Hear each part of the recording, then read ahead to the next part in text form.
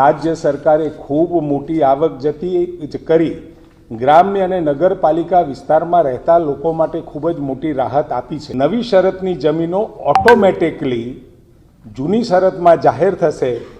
કેવળ સાથણીની જમીનમાં જ 15 વર્ષની સમય મર્યાદા લાગુ રહેશે।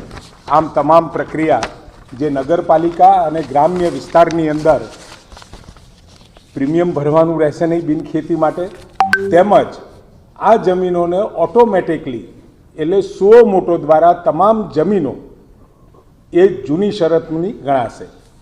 હવે આ ગ્રામ્ય વિસ્તાર અને નગરપાલિકાઓ માટેનો નિર્ણય છે, પરંતુ મહાનગરપાલિકાઓ, અર્બન ડેવલપમેન્ટ ઓથોરિટી કે જેમાં Ahmedabad, Surat, Vadodara, Rajkot, Gandhinagar, area development authority કે જેમાં ભાવનગર, જૂનાગઢ, જામનગર અને નવીન 9 મહાનગરપાલિકાઓ સાથે 17 મહાનગરપાલિકા વિસ્તાર સિવાય આખા ગુજરાતમાં નિર્ણય લાગુ પડશે। ટાઇટલ અને કાયદેસર કબજેદાર પ્રમાણપત્ર જે પહેલાં મહેસૂલ વિભાગથી અપાતું નહોતું, હવે પછી એને કરાવવા માટે અરજદાર જિલ્લા કલેક્ટરને અરજી કરે ત્યારે કલેક્ટર કચેરી દ્વારા જુદા જુદા મહેસૂલી કાયદાઓ, નિયમો, મહેસૂલ રેકોર્ડ, ઠરાવો, સંપાદન, કોર્ટમાં પેન્ડિંગ કેસોની વિગતોના આધારે ટાઇટલની ચકાસણી કરવામાં આવતી હતી। પરંતુ હવેથી RTLOCની જે જોગવાઈ કરી છે, RTLOCનું પ્રમાણપત્ર એ અરજદારને આપી દેવાનું રહેશે।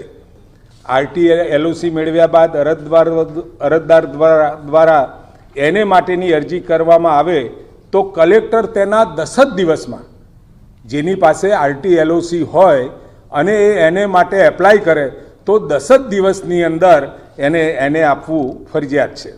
રાજ્ય સરકારે 13/9/2024ના ઠરાવથી જમીન વેચાણના કિસ્સામાં વેચાણ નોંધ પ્રમાણિત કરતી વખત ખેડૂત ખરાઈની ચકાસણીમાં બિનખેતી પરવાનગી આપવા દરમિયાન ખેડૂત ખાતેદાર ખરાઈ માટે 6/4/95 અગાઉનો રેકોર્ડ ન ધ્યાને લેવાની શરત મૂકી હતી, પરંતુ જેમાં સુધારો કરી અરજીની તારીખ પહેલાંના જ 25 વર્ષનો રેકોર્ડ ધ્યાને લેવામાં આવશે। સાથે સ્ટેમ્પ ડ્યુટીમાં પણ રાજ્ય સરકારે મહત્ત્વના ઘણા બધા સુધારા કર્યા છે, જેમાં વડીલોપાર્જિત જે મિલકત હોય એમાં અવસાન પામેલી પુત્રીના વારસ દ્વારા હક કમી કરવાના ડોક્યુમેન્ટ કેવળ 200 રૂપિયાની સ્ટેમ્પ ડ્યુટી વાપરીને આપણે કરી શકાશે। 1 કરોડ સુધીની લોન રકમ ઉપર મહત્તમ 5000ની મર્યાદામાં સ્ટેમ્પ ડ્યુટી લાગશે। 1 વર્ષથી ઓછા સમયગાળામાં ભાડા પટ્ટાના ડોક્યુમેન્ટ ઉપર સરેરાશ ભાડાની રકમની 1%ની જગ્યાએ હવે રાજ્ય સરકારે રહેણાંક માટે ફિક્સ 500 અને વાણિજ્ય માટે 1000ની ડ્યુટી ભરવાની રહેશે। એટલે રેસિડેન્શિયલ માટે 500 રૂપિયા વાર્ષિક ભાડા ઉપર અને કોમર્શિયલ ઉપર 1000 રૂપિયાની ડ્યુટી આપણે નક્કી કરી છે।